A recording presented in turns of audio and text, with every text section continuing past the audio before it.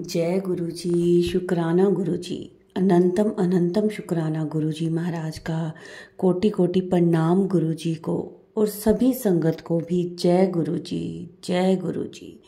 संगत जी, गुरु जी हमेशा कहते हैं तू परेशान ना हो, तेरा नंबर ला दिता है, शुक्राना करती रह, बहुत तरक्की करेगा, मैं हर वेले तेरे नाल खड़ा हाँ। ਅੰਮ੍ਰਿਤ ਵੇਲੇ में शुकराना कर, तेनू हुण पैसे दी कोई कमी नहीं रहेगी। इस महीने सब रुके काम बन जाने ने। जय गुरु जी। शुकराना गुरु जी। किसी किस्मत वाले नू मिलदा है जो मैं तेनू देण वाला हाँ, तू सिर्फ शुकराना कर, सिर्फ शुकराना कर कुड़िए, तू सिर्फ शुकराना कर। झोलियां भर लै संगत जी, झोलियां भर लो, अज गुरु जी मेहरा कर रहे ने, सारी संगत ते मेहर हो रही है। संगत जी अज इस सत्संग नू सुनो ते अपनियां झोलियां भर लो, ब्लैसिंग्स ही ब्लैसिंग्स मिलणगियां सब नू। संगत जी आज का सत्संग है जो वो हमें व्हाट्सएप पर ऑडियो मैसेज में मिला है, जिसे आप सबके साथ शेयर किया जाएगा। संगत जी अगर आपका भी कोई अपना सत्संग है, कोई शुक्राना है, तो आप हमें हमारे व्हाट्सएप नंबर पर भेज सकते हैं, लिखकर या ऑडियो मैसेज रिकॉर्ड करके। संगत जी जब भी आप अपना ऑडियो मैसेज रिकॉर्ड करते हो तो कृपया इस बात का ध्यान रखें कि आपके आसपास का वातावरण बिल्कुल शांत हो, ताकि अच्छे से आपकी वीडियो रिकॉर्ड हो सके। संगत जी अब आज का सत्संग शुरू करने से पहले मैं गुरु जी का मंत्र जाप करूंगी। ओम नमः शिवाय, शिव जी सदा सहाय। ओम नमः शिवाय, गुरु जी सदा सहाय। जय गुरु जी। शुक्राना गुरु जी। तो चलिए संगत जी तैयार हो जाइए गुरु जी की ब्लेसिंग्स लेने के लिए सत्संग के द्वारा। सत्संग को शुरू से लेकर अंत तक पूरा सुनिएगा, ताकि गुरु जी की आपको पूरी ब्लेसिंग्स मिल सके। जय गुरु जी। शुक्राना गुरु जी। ओम नमः शिवाय, शिव जी सदा सहाय। ओम नमः शिवाय, गुरु जी सदा सहाय। जय गुरु जी। शुक्राना गुरु जी। अनंतम अनंतम शुक्राना गुरुपा। ये मेरा 5वां शुक्राना सत्संग है। मैं संगत जी मैं बताना चाहती हूँ शुरू से ये स्टोरी। मैंने लव मैरिज करी थी अपने पेरेंट्स के अगेंस्ट जाकर, और मेरे पेरेंट्स बहुत दुखी थे इस डिसीजन से मेरे। एंड मेरी मॉम डैड ने मुझसे बात करना भी बंद कर दिया था, वो लोग मुझसे बात नहीं करते थे। मेरी मॉम को कैंसर था। मेरी शादी के 6 महीने बाद मेरी मॉम की डेथ हो गई, और मेरे डैड ने मुझे जाने नहीं दिया मेरी मॉम को देखने। बट मेरे कज़न से मेरी जो मासी थी, रियल मासी, उनसे मुझे पता चला कि मेरी मॉम बहुत तड़पती थी मुझसे मिलने के लिए, बट मेरे डैड मिलने नहीं देते थे जब वो बीमार थी दैट टाइम भी। और उनकी डेथ पे भी मुझे जाने नहीं दिया, मैं नहीं जा पाई वहाँ पर, और मैं मम्मा को आखिरी बार भी नहीं देख पाई। और मेरे डैड से मैंने बात करी तो उन्होंने कहा कि तू नहीं आएगी यहाँ, क्योंकि तूने अदर कास्ट में शादी करी है, और मैं मानता हूँ कि तेरी वजह से ऐसा सब कुछ हो गया। और उन्होंने मुझे नहीं आने दिया, और इतने साल बीत गए हैं, मेरी शादी हुई, टूट भी गई, खत्म भी हो गई, सब कुछ मतलब हो गए ये 12-13 साल, लेकिन मेरे डैड ने मुझसे कभी भी बात नहीं करी। और बहुत सालों बाद एक बारी मेरे कज़न का, मेरे से कोई बात नहीं करता था, ना मैं किसी से रिश्ता रखती थी। मैंने डैड को 1-2 बारी कांटेक्ट करने की कोशिश की, बट उन्होंने मेरा नंबर ब्लॉक कर दिया। फिर मैंने दूसरे नंबर से ट्राई किया, फिर उन्होंने मेरा नंबर ब्लॉक कर दिया। ऐसे 2-3 बार मैंने ट्राई किया, बट उन्होंने मना कर दिया, उन्होंने ब्लॉक कर दिया मुझे। तो मैंने फिर छोड़ दिया। मैंने कहा ठीक है, अगर वो मुझसे इतने नाराज हैं तो मैं भगवान के ऊपर छोड़ती हूँ ये सारी बातें, कि अगर उन्हें मंजूर होगा तो वो मिलवा देंगे, अगर नहीं होगा तो नहीं मिलवाएंगे। और मेरे डैड ने बहुत अपनी कंडीशन खराब कर ली। उन्होंने अपना बाबा वाला रूप कि मैं अब बाबा बन के रहूंगा, और मैं बिल्कुल मतलब जैसे बाबाज बन जाते हैं इस टाइप का भी रूप धारण कर लिया। फिर मेरी मासी ने मुझे ये बात बताई, मेरे पास उनकी फोटो आई, और मैं बहुत दुख हुआ मुझे वो देख के। और मैंने बोला, मतलब बहुत ट्राई किया उनसे कांटेक्ट करने का, बट पॉसिबल नहीं हो पाया। तो उसके बाद मेरे जो ब्रदर था जिसने मेरे से बीच में कांटेक्ट करने के लिए मुझसे कांटेक्ट किया काफी सालों बाद, उसने मुझे बोला कि तू मतलब बात कर ले एक बार। उन्होंने ट्राई किया कि मेरी बात हो जाए, क्योंकि संगत जी कोई भी हो चाहे कोई किसी के माँ बाप को नहीं देखता। आजकल लोग अपने माँ बाप को नहीं देखते, तो दूसरों के माँ बाप को कौन देखेगा। तो मेरी मासी का बेटा था, हालांकि वो कुछ भी नहीं करता था उनके लिए। उसने एक दिन बातों बातों में बताया कि उसने मेरे डैड की इंसल्ट कर दी। मुझे बहुत दुख हुआ, बहुत गुस्सा आया। तो मैंने कुछ उसको ऐसा कह दिया कि उसने फिर अगली बार मुझसे बात भी नहीं की। तो मैंने उससे कहा कि तुम्हारे पेरेंट्स ने भी मुझसे बहुत कुछ कहा है कभी कभी, लेकिन मैंने तो कभी उनका निरादर नहीं किया, या बड़े होने के नाते मैंने कभी उनको उल्टा जवाब नहीं दिया। तो उसने कहा ऐसा हो ही नहीं सकता कि मेरे पेरेंट्स ने तुम्हें कभी उल्टा कुछ कहा हो। तो हम लोगों की इस तरीके से बातचीत जो है बंद हो गई। और अभी रिसेंट आज मैं अपना सत्संग जो है शेयर कर रही हूँ, 5 मार्च 2024। तो मैंने मतलब एक आध दिन पहले ही मैं ऐसे बैठे बैठे मुझे अचानक से याद आई कि मैं सोचती रहती थी कि मेरे डैड मुझसे मिले, ऐसा हो गुरुपा, ऐसा हो। बहुत कुछ सोचती थी। इवन मुझे अब तो ये भी पता नहीं था कि वो इस दुनिया में हैं या नहीं है। मुझे नहीं पता था ये बात, और ना मैं किसी के कांटेक्ट में हूँ। तो मैंने ऐसे ही मन में सोच रही थी, कुछ कहा नहीं था बट सोच रही थी मन में। तो अचानक से गुरुजी का मैसेज आया मेरे पास कि उन्होंने मुझे सत्संग दिखाए। 2 सत्संग मैंने देखे 4 मार्च को, जिसमें दोनों सत्संग में डैड से रिलेटेड सत्संग थे। मेरे जैसी स्टोरी तो नहीं थी, डिफरेंट थी, बट डैड से रिलेटेड थे। एंड उसमें बताया गया था कि उनके डैड की डेथ हो गई। तो मैं थोड़ा सा कहूँ तो 1-8% समझ भी गई थी कि गुरुजी बताना चाहते हैं कि अब वो इस दुनिया में नहीं रहे हैं। और फिर गुरुजी ने, मैंने मतलब पूरा दिन 4 मार्च को मोस्टली सत्संग सुने मैंने।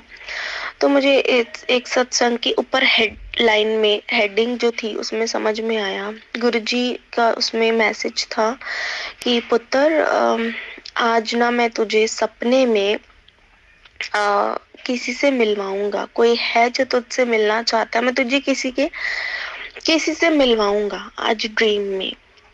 तो मैंने, लेकिन जब वो सत्संग सुना तो उसमें ऐसा कुछ था नहीं, मतलब मैं समझ नहीं पाई थी, और मैंने उसको बस ऐसे ही इग्नोर कर दिया। पहले 1 सेकेंड सोचा, उसके बाद मैं भूल गई उस बात को। और मैं रात में सोई और मेरे को वो बात ध्यान भी नहीं थी। और मैं सोई और मुझे मुझे ड्रीम्स याद नहीं रहते।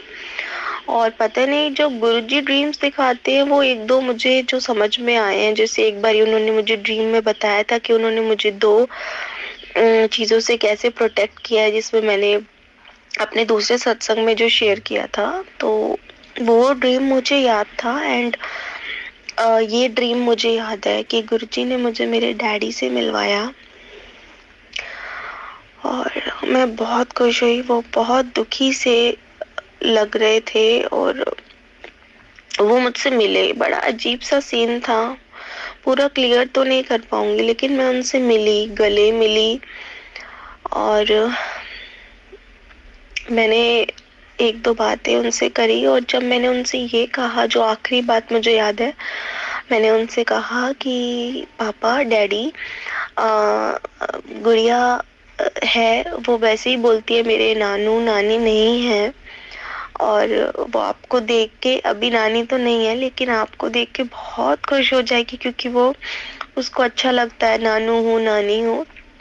तो डैडी आप घर चलो, और वो आपको देख के बहुत खुश होगी, अपने नानू को देख के बहुत खुश होगी।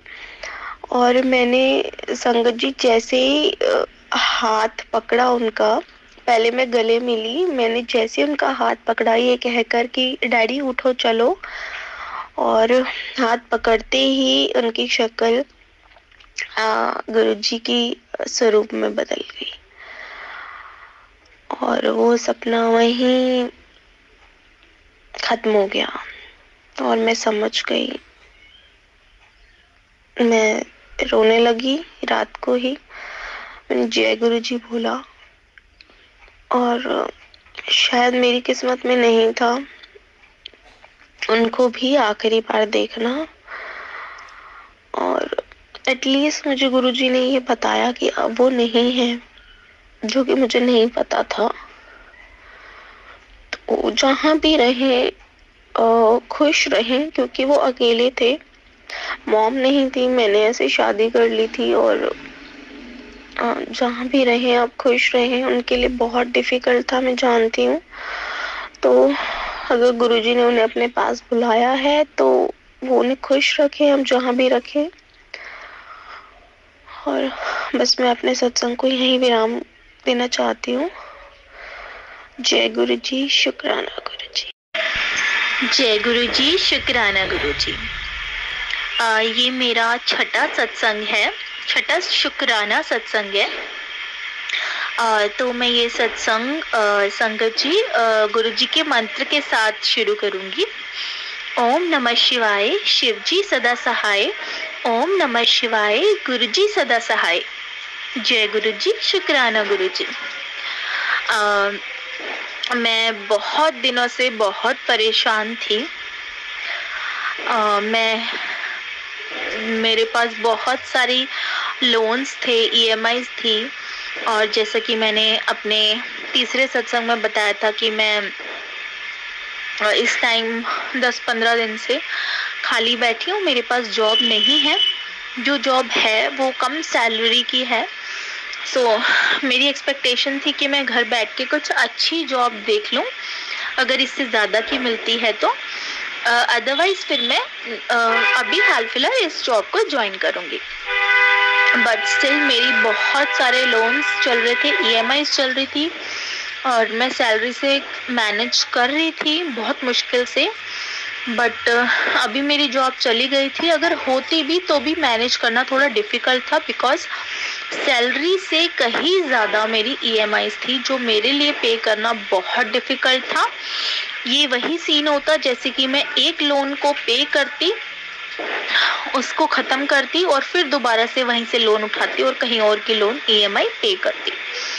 तभी भी बहुत डिफिकल्ट लग रहा था, बिकॉज मेरी जो ईएमआईज थी बहुत बड़ी बड़ी थी और पे करना इम्पॉसिबल लग रहा था इस बार। पहले भी मेरे साथ ऐसा हो चुका है, लेकिन गुरुजी ने बहुत मेहर करी है मुझ पर, कहीं ना कहीं से इंतज़ाम कराया और मैंने पे करा है। और इस बार मैं फिर डर गई थी। पहले गुरुजी ने किसी और को भेज के मेरी मदद कराई थी, और इस बार मैंने गुरुजी से कहा था कि किसी से मेरी मदद, मैं नहीं चाहती कि आप किसी को भेजो और कोई मेरी मदद करे। मैंने कुछ पुराने दोस्त थे, उनसे भी मदद मांगी, फैमिली फ्रेंड्स थे, उनसे भी मदद मांगी, बट उन्होंने मेरी कोई मदद नहीं करी। और गुरुजी ने मुझे बताया, मैंने उन्हें हटा दिया अपने फ्रेंड लिस्ट से भी, बिकॉज जब कोई किसी की दुख में, प्रॉब्लम में मदद नहीं कर सकता, सिर्फ सुख में साथ खड़ा होता है, तो वो इंसान आपका अपना नहीं होता। गुरुजी मुझे मैसेजेस दे रहे थे कि पुत्र, मैंने तेरे को उनसे इसीलिए मिलवाया है ताकि तू जान सके कौन तेरा अपना है और कौन तेरा पराया है। क्योंकि मैं उन लोगों से भी बात नहीं करती हूँ लॉन्ग टाइम तक, और ऐसे मेरे मन में आ रहा था कि मैं उनसे बात करूँ और ऐसे करूँ, मैं सोचती थी। तो गुरुजी ने मुझे उनसे बात कराई। उसके बाद मैंने अपना, जैसे कि सब लोग दुख शेयर करते हैं, ऐसे मैंने अपना दुख बताया, बट किसी ने मेरी मदद नहीं करी। और वो लोग जानते हैं कि अगर वो मेरी हेल्प करते मैं तब भी उनको पैसे रिटर्न कर देती, क्योंकि मेरा नेचर वो नहीं है कि किसी के पैसे लेके खा लो। बट स्टिल उन्होंने मेरी कोई हेल्प नहीं करी। सो जब उन्हें ज़रूरत होती है तो वो मुझे याद करते हैं।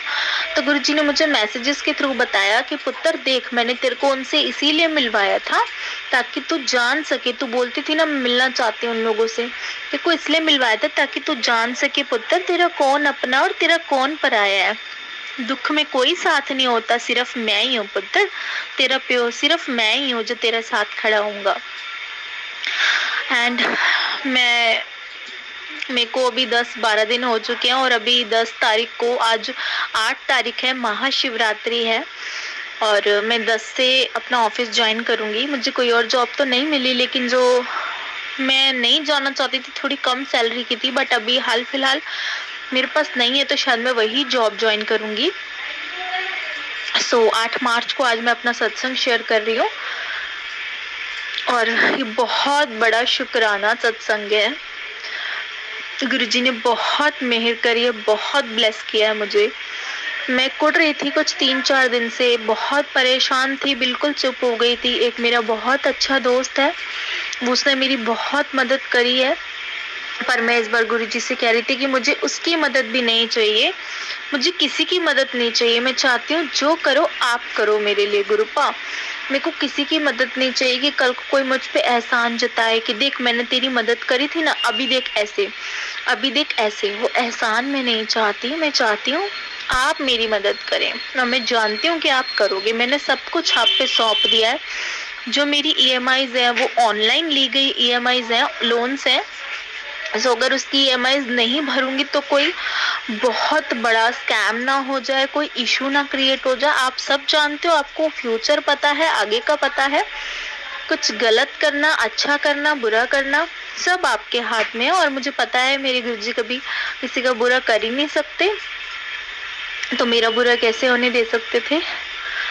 तो मैंने ना बहुत सारे लोन एप्स डाउनलोड किए, चेक किया, तो जहाँ से भी लोन का प्रोसेस होना चाहता था ना तो वो डिक्लाइंड हो जाता था, नहीं हो पा रहा था लोन कहीं से भी।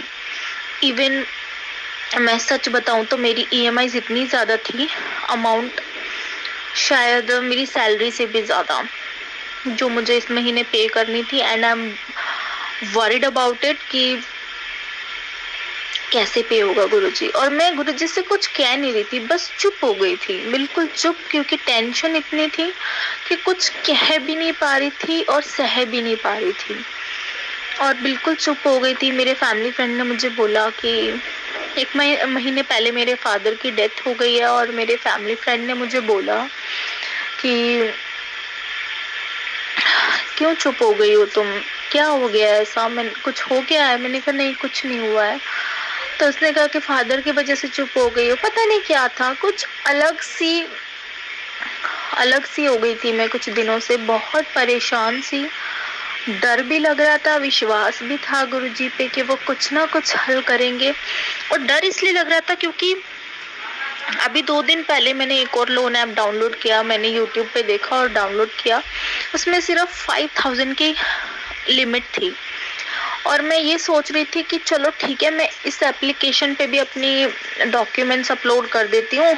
अगर मुझे लास्ट टाइम लेना पड़ा तो मैं इससे 5000 रुपये लेके किसी EMI को पे कर दूंगी जो अभी रिसेंट में आ रही है, क्योंकि कहीं से इंतजाम नहीं है तो कुछ ना कुछ ऐसा ही झोल करना पड़ेगा। एंड लिटरली संगत जी सच बताऊं तो 5000 का लोन भी मेरा पास नहीं हो था।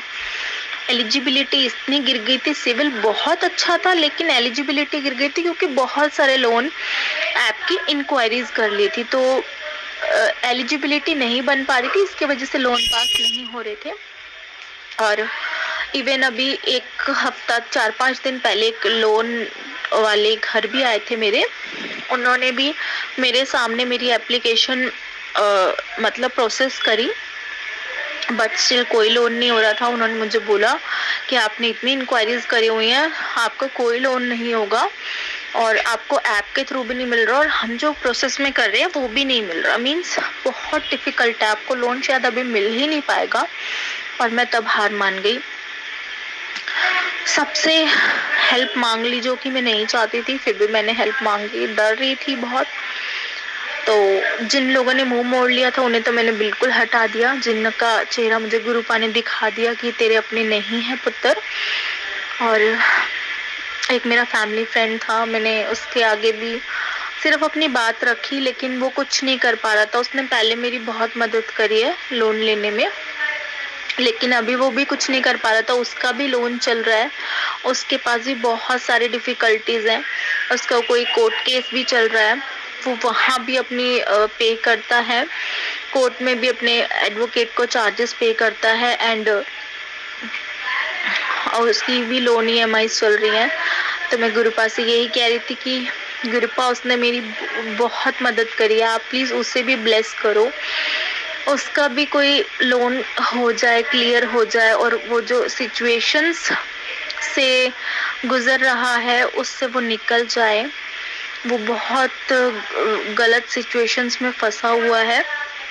और मैं गुरुपा से यही अरदास करती हूँ कि वो जिस गलत सिचुएशन में फंस गया है वहां से वो निकल जाए, कर्जे भी मुक्त हो जाए, उसके कर्जे सारे खत्म हो जाए, और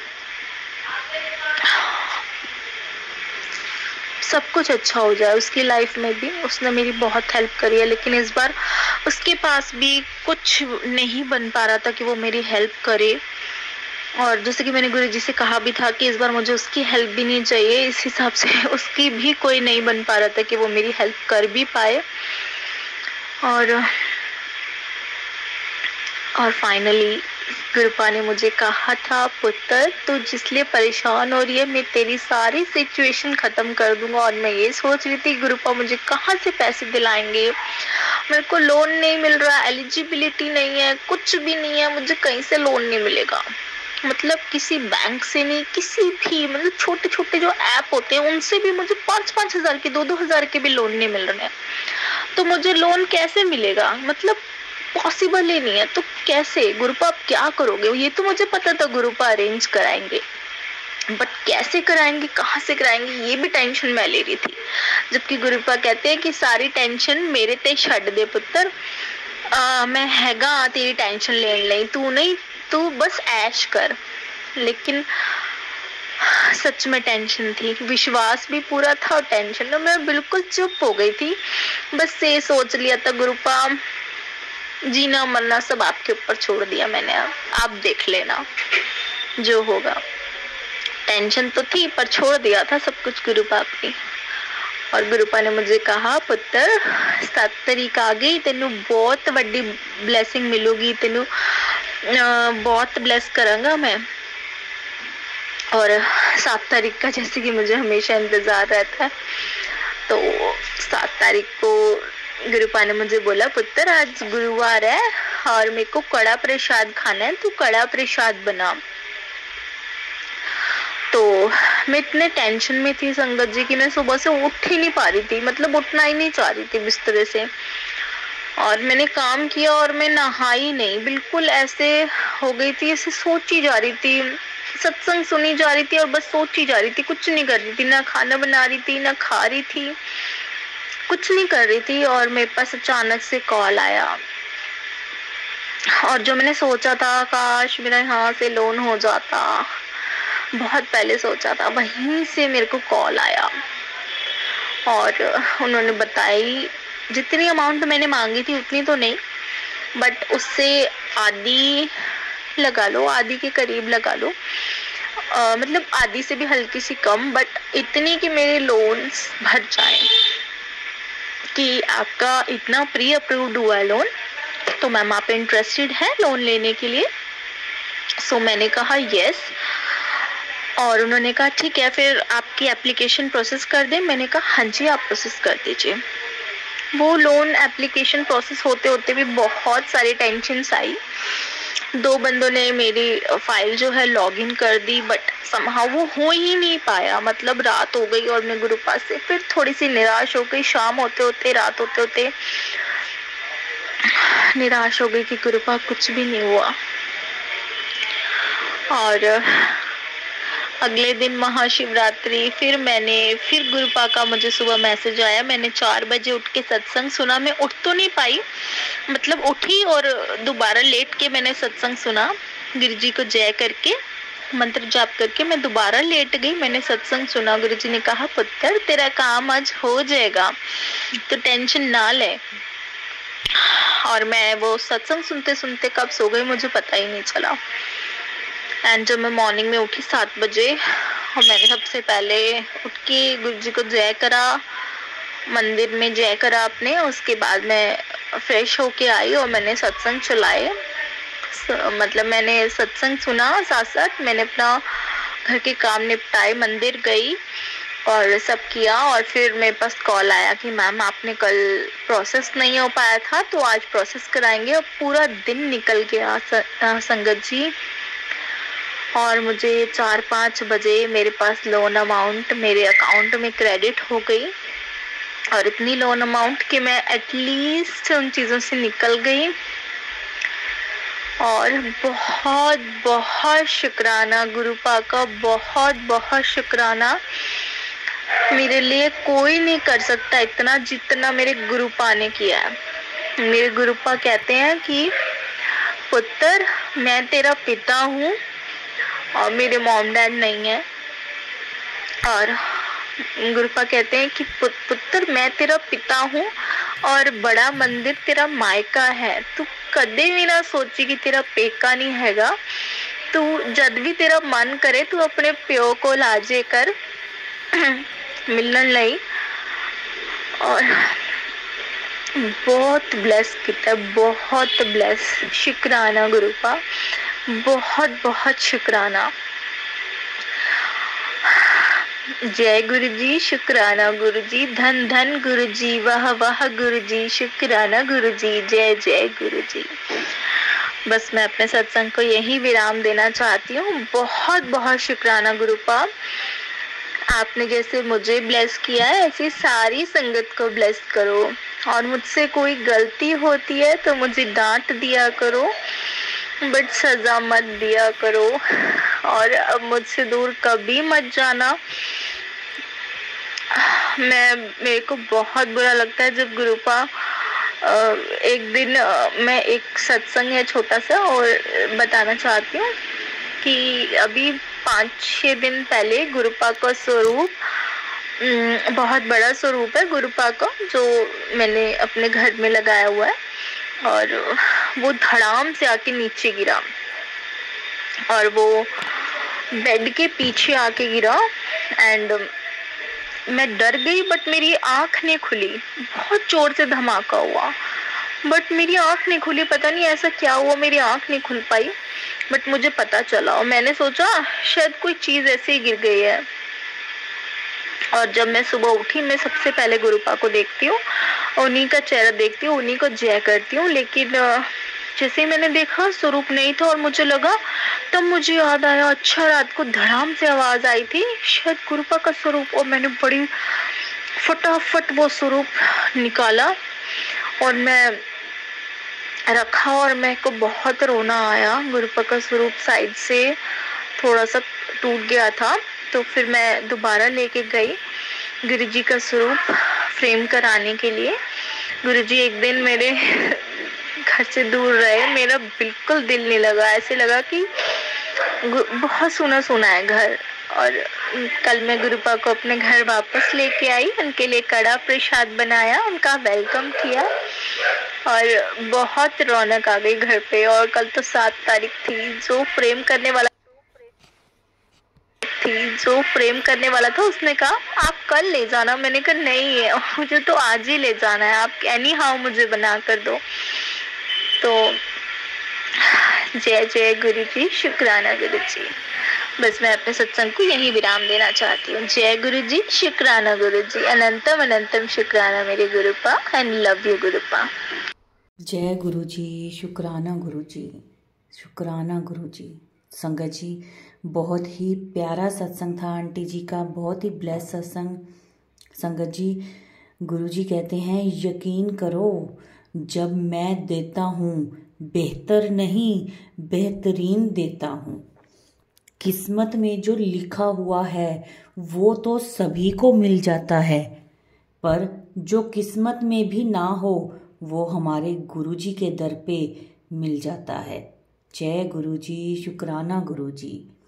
संगत जी, गुरुजी कहते हैं झोलियां भर लो संगत जी, अज गुरुजी मेहरा कर रहे ने।